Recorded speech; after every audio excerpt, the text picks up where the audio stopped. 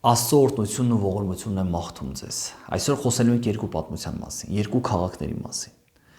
Խոսելու ենք հաղթանակի եւ պարտության եւ ողբերգության մասին։ Այսօր խոսելու ենք Աստծո առկայության մասին եւ Աստծո բացակայության մասին, որով պայմանավորված է ցանկացած հաղթանակ ու պարտություն։ Ցանկացած խնդիր ու խնդրի լուծում գտնվում է Տեր Աստծո ներկայության մեջ, որտեղ բոլոր դռները բացվում են, բոլոր պարիսպները քանդվում են, երբ կա Աստծո ձեռքը մարդու կյանքում։ 1930-1936 թվականներ Ջոն Գարքստանգը պեղումներ է անում Պաղեստինի տարածքում եւ գտնում է հնագույն քաղաք, կամ հնագույններից մեկը, կամ հնագույն քաղաքը աշխարհի, որն է Երիքովը։ Նայած տարբեր գիտնականների մոտ հնարավոր է լինի առաջին 3 տեղերում Երիքով քաղաքը։ Պեղման արդյունքում պարզվում է, որ այդ քաղաք ամրոցը, որը եղել է 3.64 հեկտար, այսինքն 4 հեկտար էլ չի եղել, այդ մեծ քաղաք ամրոցը, պատերի հաստությունը եղել է ուշադիր 2-ից 4 մետր, պատերի բարձրությունը պարիսպի եղել է 9-ից 14 մետր, այդ տարածքում գտել են այրված ամեն ինչ, սպասքը, կարասիքը, ունեցվածքը այրված էր, գտել են շատ ունեցվածք այդ տարածքում, բայց զարմանալին այն է, ինչի համար որոշ գիտնականներ նայում են Երիքովի պատմության մեջ 14, 15, 13 դարերում տեղի ունեցած մեծ երկրաշարժ։ Ինչի համար, որովհետև ընդհանրապես երբ քաղաքը առնում են, թշնամին ջարդում է պարիսպը եւ պարիսպը քանդվում է ներս, իսկ այս դեպքում Երիքովի պարիսպները քանդվել են դուրս, կարծես թե պայթել է քաղաքը, եւ դրա համար գիտնականները այս դեպքը կոչում են երկրաշարժ։ Իսկ Աստվածաշնչում գրված է, թե ինչպես քանդվեց, ինչ վիբրացիայի, ընթացքում այդ պայթյունը եղավ, եւ ինչու է այդ քաղաքը ամբողջությամբ վառված եւ կրակին հանձնված։ Փաստորեն մի պահ պիտի բոլոր գիտնականները ընդունեն, որ այդ ամրոց քաղաքը Տիրոջ կողմից քանդվեց։ Իսկապես Տերը բարձրացրեց երկրաշարժ, չգիտեմ, այդ մարդկանց աղոթքների երկրաշարժներ, որը քանդեց, պայթեցրեց ներսից ամբողջ քաղաքը։ Հիմա սկսենք նայել ինչպիսին էր դեպքը։ Նախորդ անգամ մենք խոսեցինք, որ Իսրայել ժողովրդի մեծամասնությունը, համարյա բոլորը, բացի Հեսուից ու Քաղեբից, թլպատված չէին։ Աստծո ուխտի մեջ չէին։ Նրանք չէին կարողանում զատիկ անել, զոհ անել, ինչ որ մի բան անել, որտեղ նրանք ուխտի մեջ չէին Տիրոջ հետ։ Եվ նրանք, երբ որ եկան հասան Երիքով քաղաքին, Աստված ասեց. դուք պետք է ուխտ կապեք իմ հետ։ Դուք պետք է դառնաք իմ ժողովուրդը։ Դրա համար էլ նրանք կանգ առան Երիքովը, երբ որ անցան Հորդանանը, Երիքով քաղաքի մոտ ամբողջ ժողովուրդը, տղամարդիկ թլպատվեցին, առողջացան այդ 4 օրերի ընթացքում, որտեղ զատիկը 10-ից 14-ը պատրաստությունն էր, որպիսի նրանք կարողանան արդեն մտնել Երիքով խոստացված քաղաքը։ Այդ ժամանակ վերևից քաղաքից զինվորները կարող էին տեսնել, թե ինչպես են մարդիկ Աստծո հետ ուխտ կապում, ինչպես են մարդիկ զատիկ անում, ինչպես են մարդիկ հաղորդակցություն ունենում Աստծո հետ։ Եվ դա այն հնարավորությունն էր, որ նրանք դռները բացեին եւ ասեին. մենք հանձնվում ենք Տիրոջը, մենք քանդում ենք այն կապանքները կռապաշտական, որ ունենք։ Ինչ էր տեղ ունեցել։ Սրանից տարիներ առաջ, ասենք 440 տարի առաջ, երբ որ Աստված Աբրահամին ասեց. Աբրահամ, Այս տարածքում ապրում են 10 չարցեղեր, որոնց այլասեռությունը հասել է գագաթնակետին, Սոդոմ Գոմոր է այս քաղաքները։ Դե երեխաների զոհաբերություն, մանկապղծություն, չգիտեմ, Աստծո համար սեռական ամբողջությամբ կապված է այդ սեռական ստոր այլասեռության ու մարդկային զոհերի հետ։ Այս մարդկանց մեջ էլ խիղճ չկա։ Այս մարդիկ 400 տարի հետո պիտի վերացվեն, որը խորհրդանիշ է աշխարհի վերացման։ Բայց երբ որ Հեսուն եկավ, մնացել էին 7-ը։ 3-ը ցուցակից դուրս են եկել։ Այսինքն սրանց մեջ ինչ-որ մի բան առաջացավ, մի բան փոխվեց այս մարդկանց մեջ։ Հեսու գրքում եք տեսնում եք ընդամենը 7 ցեղեր։ Հիմա այսքան բանը տեսնելուց հետո ինչ պետք է աներ Երիքովը։ Կարդում ենք. Եվ Երիքովը Իսրայելի որդկանց առաջին ամուր կերպով փակված էր։ Դուրս եկող եւ մտնող չկար։ Քաղաքի դարպասները փակվեցին, նրանք պատրաստվեցին ռազմական դրության եւ վերջ։ Այն ժամանակ, երբ որ մարդ պիտի բացի գոռա տիրոջը դավանի, նրանք ամբողջությամբ փակվեցին։ Եվ մի մարդ էլ չկար, որ քաղաքից դուրս գար։ Քաղաքում միայն մի տուն կար, որտեղ մարդիկ էին, որոնք հավատում էին Աստծուն եւ հավաքվել էին այդ տանը։ Եվ Տերը Հեսուին ասաց. «Տես ես քո ձեռքն եմ տվել Երիքովը, նրա թագավորներին, քաջերին եւ ամեն պատերազմական մարդ քաղաքը շրջապատեք, բոլորդ գնացեք քաղաքը շրջապատեք, 7 քահանաներ, 4 քահանաների ուխտի տապանակը վերցրեք եւ 7 օր պտտվեք, 13 անգամ, 6 անգամ, ամեն օր 1 անգամ եւ 7-րդ անգամ ուրեմն վերջին օրը, 7-րդ օրը, ընդհանրապես հրեաների մոտ դա շաբաթ օրն է, երբ նրանք մտան խոստացված երկիր, որտեղ Եբրայեցի 4-րդ գլխում ենք տեսնում խոստացված երկիրը որպես շաբաթ օր եւ այլն։ Ինչ կա այստեղ։ Երիքով քաղաքը հիմա էլ տուրիստների համար հետաքրքիր քաղաք է, երբ որ գնում են, տեսնում են, որ ամենահին ավազաններից մեկը գտնվում է այնտեղ։ Այսինքն ինչպես էին պարիսպները բացվում։ Ուրեմն, երբ որ գետը անցնում էր քաղաքի միջով, պարզապես փակում էին, ջուր չէր ելնում, 2-3 օր հետո դռները բացում էին։ Երիքով քաղաքը տարբերվում է նրանով, որ նրա մեջ մեծ ջրի ավազան կար, աղբյուր կար։ Քաղաքի մեջ կար ջուր, որը ընդերքից էր գալիս։ Դրա համար նրանք անառիկ էին, փակ էր այդ քաղաքը։ Հնարավոր չէր ոչ մի ձևով Իսրայել ժողովուրդը որ կարողանար վնասել այդ քաղաքին։ Դա պիտի լիներ միայն Աստծո հրաշքը։ Եվ այն անձնավորությունը, որ ասում է պտտվեք, դա Տերն է, բնագրում Եհովան է, որը վերև մենք կարդացինք Տիրոջ զորավարը։ Այսինքն Տիրոջ զորավարը, Տիրոջ զորքի պետը նույն Եհովան է։ Մենք նախորդ անգամ խոսացել ենք արդեն Տիրոջ զորավարի մասին։ Ասում է թող նրանք փչեն հոբելյան եղջյուրները։ Եղջյուրը դա զոհը, որ բերել են Աստծո համար, այդ գառի եղջյուրն է, որը փչում էին այն ժամանակ, երբ որ Տիրոջից օգնություն էր պետք։ Տերը ասում էր, երբ որ դուք պատերազմի մեջ լինեք, եւ տեսնեք, որ պարտվում եք, այդ պահին գառան այդ եղջյուրները փչեք, որպեսզի ես հասնեմ եւ փրկեմ ձեզ։ Դրանք աղոթք են խորհրդանշում։ Այդ եղջյուրների ձայնը, փողի ձայնը, դա Աստծո ձայնի հետ էր համընկնում եւ հրեաները այդ փողի ձայնը համատում են Աստծո ձայնի հետ։ Ասում է հոբելյան եղջյուրներ էին դրանք։ Այսինքն ով ծառայր, ով ստրուկ էր, ինչ էլ լիներ, ամբողջ Աստծո ժողովրդի մեջ, երբ գալիս էր հոբելյան տարին, բոլորը ազատագրվում էին։ Բոլորը վերադառնում են Իաստաները եւ հողերը։ Կապ չունի դու այդ հողատարածքը տվել ես, ծախել ես, ինչ արես, դու վերադառնում ես 50 տարի հետո հոբելյան տարին։ Հիսուս Քրիստոսը երբ որ եկավ, նրա առաջի քարոզը, երբ որ եղավ Նազարեթում, նա ասաց. հոբելյան տարին եմ եկել քարոզելու, որպեսզի դուք կույրերդ, դուք բանտարկվածները ձեր համար եկել է ազատագրման ժամանակը։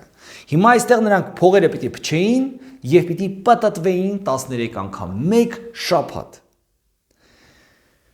Զորագլուխը տիեզերքի զորքի եկել է, որպեսզի ասի պատտվեք։ Ընդհանրապես պատտվելը նաև Աստվածաշնչում նշանակում է անմիտ, անկապ ժամանակ անցկացնել։ Սպասում ես, որ Աստվածանից կլինի ինչ-որ մի ռազմական ծրագիր, իսկ Աստված եկել է եւ քեզ ինչ է ասում։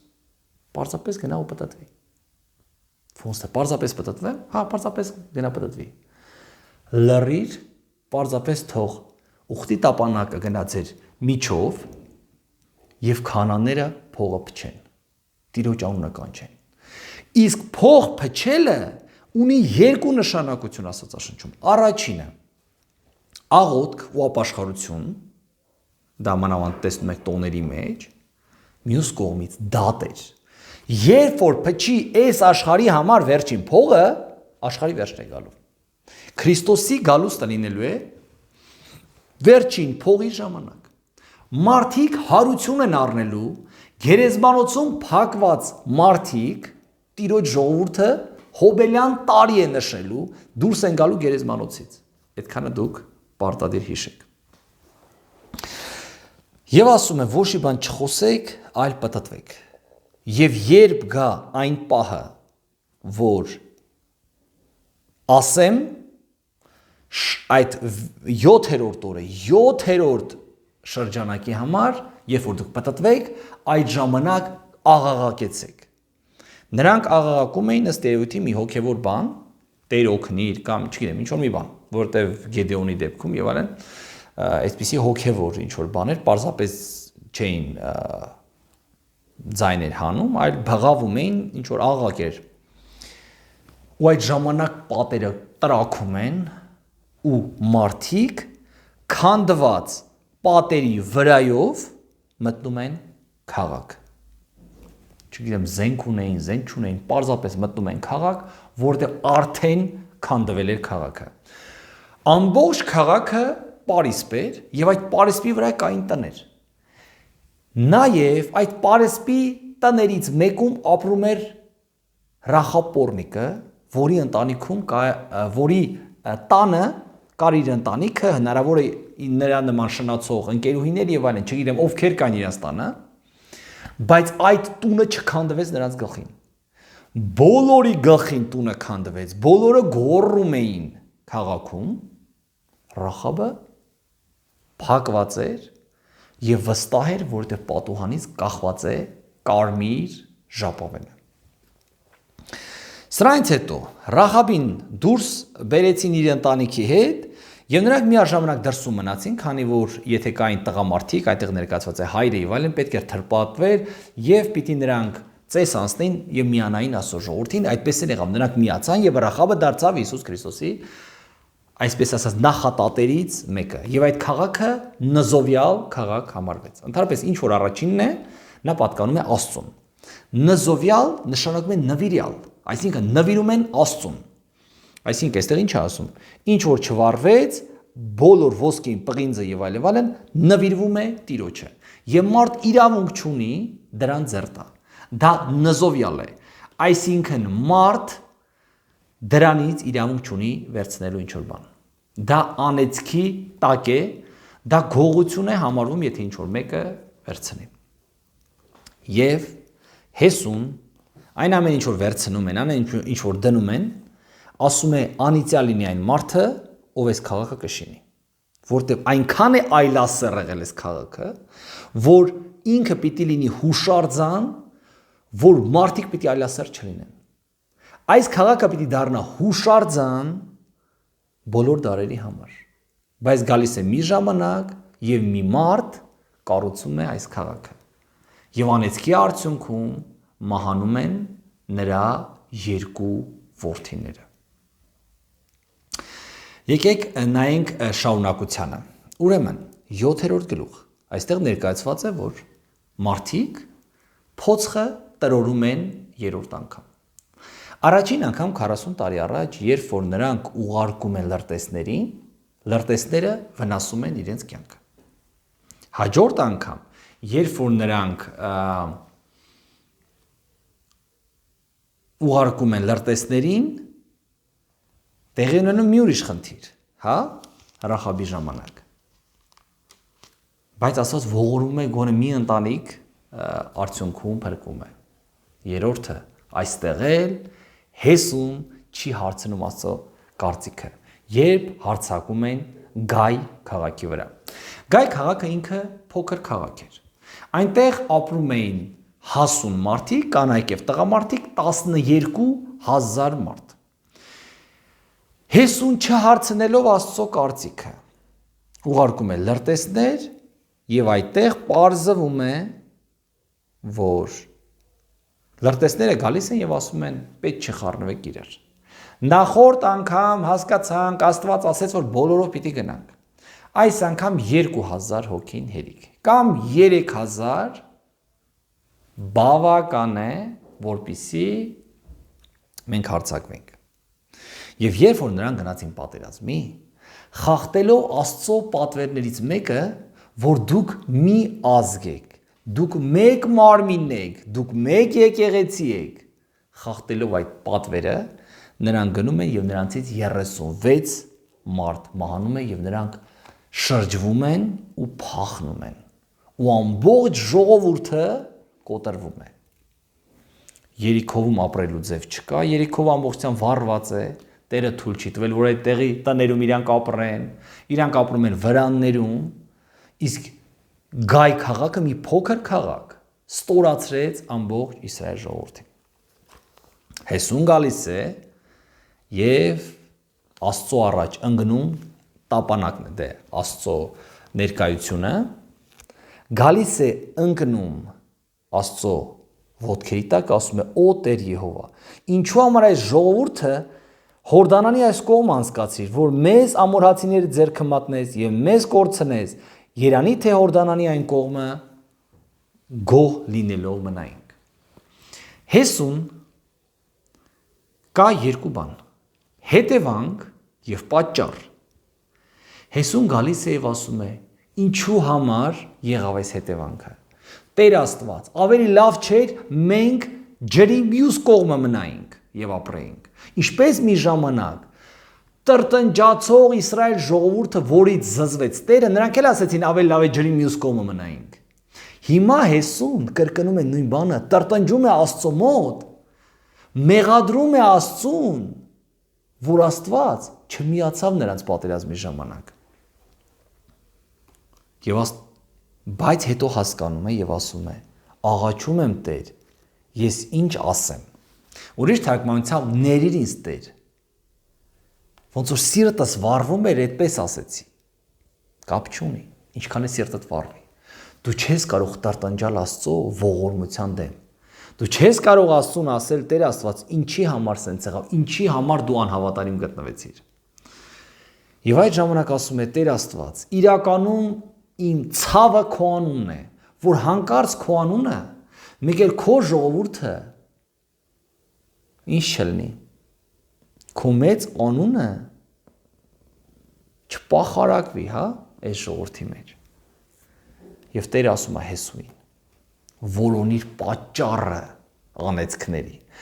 ոչ թե որոնիր արդյունքն ու հետևանքն ու արգասիքը, այլ պատճառը, ինչից սկսվեց դա։ Ասում է Իսրայելը մեղքի մեջ է։ Ինչի էր Իսրայելը մեղքի մեջ։ Առաջինը, Իսրայելը ուղղակապեց միասին եւ նրանք մեկ էին։ Դա պարզ է։ Եվ մեկի մեղքը ազդում էր ուրիշի վրա։ Այսպես էլ այստեղ։ Ինչ եղավ Իսրայելը։ Իսրայելը հպարտացավ այդ մեծ քաղաքը, երբ որ գրավեցին, իրենք արտեցին իրենց զորությամբ էր։ Էլի լրտեսներ ուղարկեցին, որը էլի սխալ էր, էլի խնդիր էր, չլսեցին Աստծո խոսքը, դեռ Տերը ասելու է, գայ ինչպես պետք է գրավել։ Երրորդը, ոմանք չգնացին, միայն 2000-3000 մարդ գնաց գայի վրա։ Իրենց որոշածը Աստծուն չհարցրեցին, եւ երբ որ գնացին, Աստված ասեց. ամբողջությամբ ինձ է նվիրված։ Դուք դա պիտի ողջակեզ անեք այդ քաղաքը, ամբողջությամբ պիտի վառեք։ Նաեւ այնտեղի թանկարժեք բաները տալիս եք ինձ, դա գնում է իմ տաճար։ դա նզոված է, նզոված բառը հարամ բառն է, այսինքն դա հարամ է ձեր համար, հանկարծ դրանից չվերցնեք, եթե դրանից վերցնեք, կպղծվեք դուք, եթե պղծվեցիք դուք, ես ձեր հետ շփում չեմ ունենալու, այսինքն այստեղ մեղադրում է Հեսուն ու ժողովուրդը Աստծուն, իսկ Աստված ասում է, ես պարզապես չեմ եկել, որովհետև ամենակարևոր պատվերը, ըստ որ ես ձեր հետ պիտի լինեի, դուք դա խախտեցիք։ Եվ ասում է ինչ է եղել, փաստորեն։ Ուրեմն գողացել են, զանց են արել իմ ուխտը, նոր են ուխտը կապել, արդեն զանց է արել Իսրայել ուխտը, սուտ է խոսացել, նաև իրենց կարասիքի կամ իրերի մեջ են դրել։ Այսինքն Աստված ասում է, հարամ ապրանքը, հարամ ունեցվածքը բերել են դրել իրենց տանը, իրենց իրերի հետ, որը պղծել է ամբողջ այդ տունը, պատկերացրեք, այսինքն եթե դուք ունեք կուռք օրինակ, եթե դուք ունեք դիվական ինչ-որ մի բան, եթե դուք դա բերում եք դնում ձեր տանը, ձեր կարասիքը, ձեր ունեցվածքը նույնպես պղծվում է այդ պղծությամբ, որտեղ դա դիվական է, դա դիվապաշտական է, Պողոս առաքյալը, եթե օրեր հիշում եք, քրիստոնյաները կախարդական, դիվական գրքեր էին պահում, որ մի օր վառեցին այդ թանկանոց գրքերը։ Եվ այդ ժամանակ Աստված ասում է, ես կգամ, բայց դուք պիտի սրբվեք։ Այսինքն պիտի ծիսակարգ անցնեք, լվացվեք եւ այլն, որպեսզի ես էլի գամ ձեր մոտ։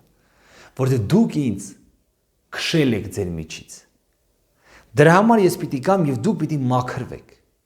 Եվ ամբողջ ժողովուրդը մաքրության, ծիսակարգ է անցնում, ապաշխարության, որպեսզի Աստված ողորմա, որովհետև զոհերը 36 զոհ դրված է, չգիտեմ արդեն թաղել են, թե չեն թաղել, եւ ժողովուրդը լացում է, եւ այդ ժամանակ Աստված ասում է. կմոտեցնես ինձ ազգառազգ եւ ես ցույց կտամ, թե ով է եղել այն գողը, որը գողացել է։ Այսինքն Աքարը, ինչպես Հուդան, որը մասնակցել է ընթրիքին, մասնակցել է ոտնալվային, այդպես էլ այստեղ Աքարը մասնակցում է այդ սրբության տոնին, լվացվում է եւ կարծես Հուդայի պես ասում է, ով է Տեր քեզ մատնողը, իմանալով որ ինքն է մատնում։ Եվ ինչ է անում։ Սկզբում ինչ ասում։ Աստված ասում է, որ նզովածը պետք է վերանա։ Նզովքը ձեր միջից պիտի վերառնվի, այսինքն վերանա։ Դրանից հետո ասում է. կրակով պիտի այրվի, այդ մարդը սկզբից պիտի առարկան վառվեր։ Հետո ասում է այդ մարդը եւ իր ընտանիքը, որտեղ իր ընտանիքը այդ մարդու տեղյակ է։ Այդ ընտանիքը գիտի, որտեղ Աստծո օրենքով այնպես է, որ որդին հոր համար չի մահանում, եթե չի մասնակցում հոր մեղքերին։ Ինչպես կորխի որդիները տաճարում էին ծառայում, չնայած նրան, որ կորխը մահացավ եւ միջև դժող գնաց իր ունեցվածքի հետ, իր կանոջ, չգիտեմ, ոսկիների, ոչխարների, կովերի հետ, միջև դժողքը մենք հիշում ենք, երկիրը բացվեց եւ գնաց։ Շարունակության մեջ մենք տեսնում ենք հետեւյալ բանը։ Հեսուն անց է կասնում 12 ազգերին, տոհմերին, ընտանիքներին եւ վերջում բռնվում է Աքարը։ Փաստորեն այդքան ժամանակ, երբ որ միլիոնավոր մարդ անց էր կենում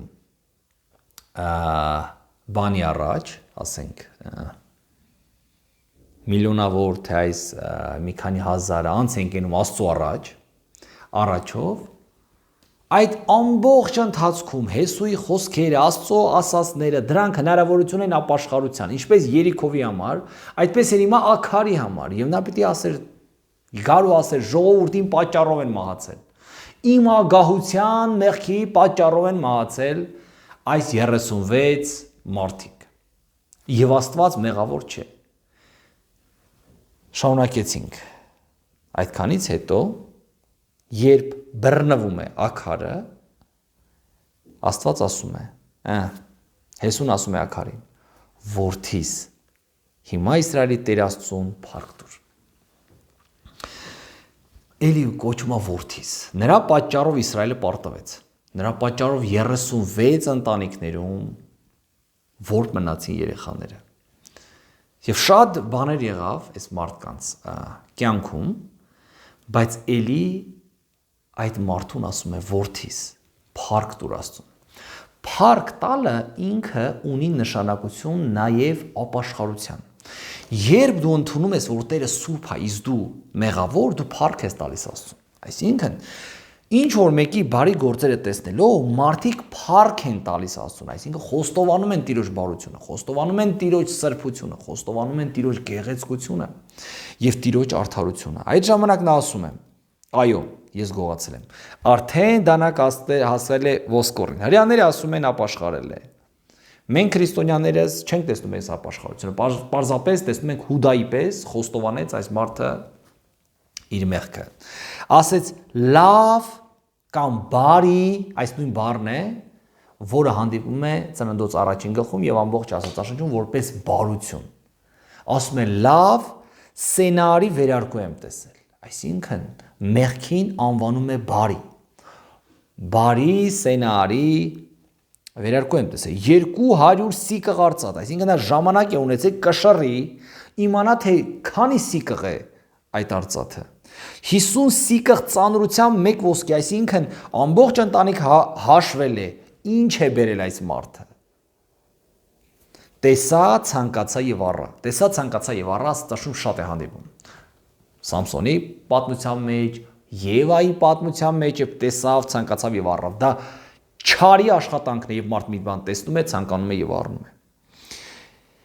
Հեսուն լրաբերներ ուղարկեց, նրանք գնացին իսկապես գտան նրա տան մեջ, որ նա իսկապես գողություն էր արել եւ վերցրել էր այդ սուրբից, որը նաեւ հարամ է։ Աստծաշունչում այսպեսի գաղափար կա, ինչ որ Աստծունն է, ժողովրդի համար հարամ է։ Եվ Հեսուն առավ Զարյան աքարին եւ նրա արծաթը, այդ լրիվ է տիղծ բաների, ինչ որ պղծել են նրա տունը, նրա ընտանիքի հետ, նրա ոչխարների, արջարների, վրանի հետ ամբողջությամբ մատնվեց քարկոծությանը եւ վերջում այրվեց։ Եվ Տերն իր սաստիկ բարկությունից դադարեց, այս պատճառով այնտեղի անունը Աքովրի ձոր ասվեցավ մինչև այսօր։ Ինչ ենք մենք տեսնում այստեղ։ Ուրեմն, մի համար եմ ուզում տեսնել 21-ի 27-ը,